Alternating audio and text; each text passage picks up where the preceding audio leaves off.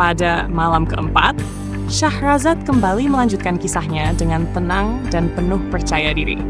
Raja Syahriar, yang masih penasaran dengan kelanjutan cerita pedagang dan jin, serta kisah ketiga lelaki tua yang berusaha menyelamatkan sang pedagang, memerintahkan Syahrazad untuk melanjutkan. Dengan penuh kecerdikan, Syahrazad menyusun kata-kata dan mulai bercerita. Saat malam itu tiba, Dunyazad, adik Syahrazad, kembali meminta kakaknya untuk melanjutkan kisah tersebut. Kakakku yang bijaksana, tolong lanjutkan cerita yang luar biasa tentang pedagang dan jin. Aku ingin tahu apa yang terjadi selanjutnya. Raja Syahriar yang juga sangat tertarik mengangguk setuju. Ya, Syahrazad, lanjutkanlah. Aku ingin mendengar bagaimana kisah ini berakhir. Syahrazad tersenyum halus, lalu melanjutkan kisah malam sebelumnya. Kisah pedagang dan jin, lanjutan dari malam ketiga. Setelah lelaki tua kedua selesai menceritakan kisahnya tentang kedua saudaranya yang berubah menjadi anjing hitam, jin itu, yang sudah sangat terkesan, memberikan sepertiga lagi dari pengampunan bagi sang pedagang. Kini, hanya tinggal sekisah lagi yang akan menentukan apakah pedagang itu akan selamat sepenuhnya. Kemudian, lelaki tua ketiga, yang membawa seekor kuda bersamanya, berdiri dan berkata kepada jin, "Wahai jin yang perkasa, sekarang izinkan aku menceritakan kisahku. Jika kau merasa bahwa kisahku ini lebih menakjubkan dari kisah pedagang, maka berikanlah pengampunan penuh padanya." Jin, yang penasaran, mengangguk setuju, dan lelaki tua ketiga pun memulai ceritanya. Kisah lelaki tua ketiga dan kuda. Wahai jin yang agung, aku dulu adalah seorang pedagang yang sangat kaya, seperti kedua lelaki tua lainnya yang telah menceritakan kisah mereka. Namun, aku memiliki nasib yang berbeda. Aku memiliki seorang istri yang sangat cantik, dan aku mencintainya lebih dari apapun di dunia ini. Kami hidup bahagia selama bertahun-tahun, sampai pada suatu hari, aku menyadari bahwa istriku ternyata bukanlah manusia biasa, melainkan seorang penyihir yang jahat. Ia selalu tampak setia dan penuh cinta, tetapi di balik itu semua, ia menyimpan niat buruk terhadapku.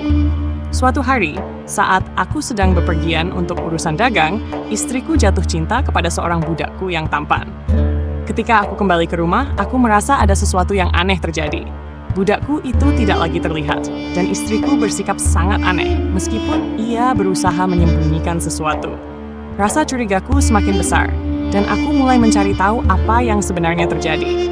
Ternyata, dengan kekuatan sihirnya, istriku telah mengubah budakku menjadi kuda yang setia, dan ia menggunakan budakku untuk melayani dirinya dengan cara yang lebih dari sekadar pelayan.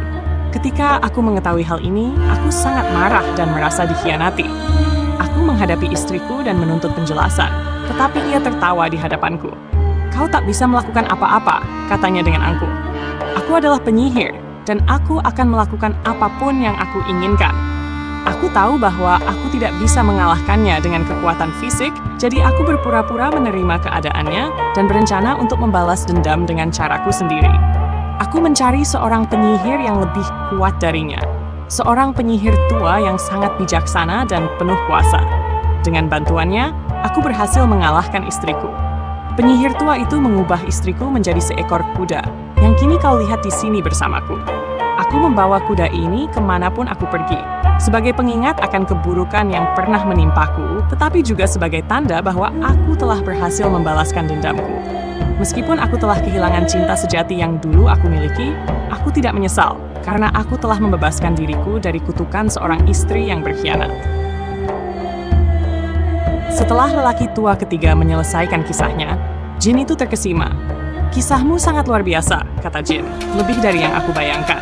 Dengan mendengar ketiga kisah ini, aku memutuskan untuk memberikan pengampunan penuh kepada pedagang ini.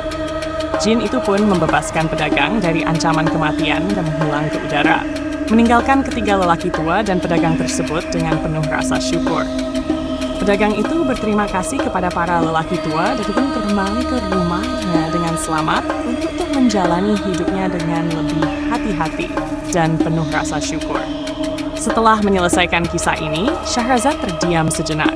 Raja Syahriar, yang terpesona oleh cerita tersebut, menyadari bahwa malam telah berlalu begitu cepat. Untuk kesekian kalinya, ia menunda eksekusi Syahrazad. Masih penasaran dengan lebih banyak kisah yang mungkin akan ia dengar dari sang pendongeng yang cerdas. Malam keempat berakhir, dengan Syahrazad sekali lagi berhasil menunda kematiannya. Raja Syahriar tetap terpikat oleh kemampuan bercerita Syahrazad yang terus meninggalkan cerita di titik yang tepat untuk membuat sang raja ingin mendengar lebih banyak lagi.